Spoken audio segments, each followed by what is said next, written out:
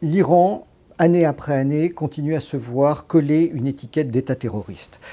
Eh bien, même si on n'est pas d'accord avec le régime théocratique de Téhéran, on doit reconnaître que cette dénomination n'est plus exacte. Il y a eu des périodes de l'histoire où les Iraniens pratiquaient le terrorisme, mais depuis quelque temps, ils soutiennent certes des mouvements que nous, occidentaux, nous considérons comme terroristes, mais il n'y a plus d'attentats violents et indiscriminés de la part des Iraniens.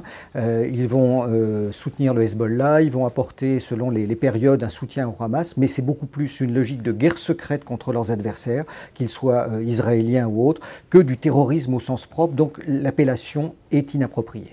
On reproche à Téhéran la poursuite de son programme nucléaire militaire, surtout depuis 2015. En réalité, c'est le rejet de l'accord nucléaire iranien qu'on appelle le JCPOA et le fait que Donald Trump et les États-Unis en soient sortis qui a poussé Téhéran, qui avait passé un accord avec les Européens, à redévelopper son propre programme nucléaire. Alors là, on est dans un vrai débat qui est intéressant. De quel droit pourrait-on interdire à un État de développer un programme nucléaire civil et militaire? C'est ce qu'a fait Israël dans les années 50. La réalité, c'est que les Occidentaux ont beaucoup plus peur d'une prolifération indirecte que directe. C'est-à-dire que si Téhéran demain a l'arme nucléaire, on est à peu près certain que les Saoudiens voudront l'arme nucléaire pour se méfier des Iraniens et que d'autres pays joueront le jeu. Donc à ce moment-là, on se dit, on cherche par tous les moyens à empêcher cette prolifération nucléaire, sinon elle va se généraliser.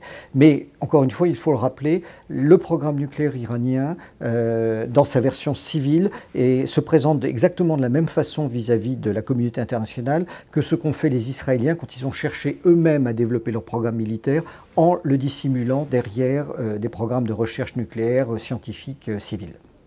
Dans la présentation qui est faite en Occident, dans les médias, par les politiques du régime iranien, alors certes ce n'est pas une démocratie à l'occidentale, mais on le présente toujours comme étant un régime absolument inavouable. Or, quand on le compare sur nos critères qui sont la démocratie, les élections, les droits de l'homme, les droits de la femme, eh bien force est de constater, même si ça peut paraître choquant, que la situation en Iran est beaucoup plus, on va dire, beaucoup moins scandaleuse qu'elle ne peut l'être en Arabie Saoudite ou au Qatar, parce que les femmes peuvent être chefs d'entreprise, parce qu'il y a des élections, même si elles ne sont pas libres, aussi libres qu'elles existent chez nous en Occident, mais elles sont beaucoup plus pluralistes que ce qui peut exister en Arabie Saoudite.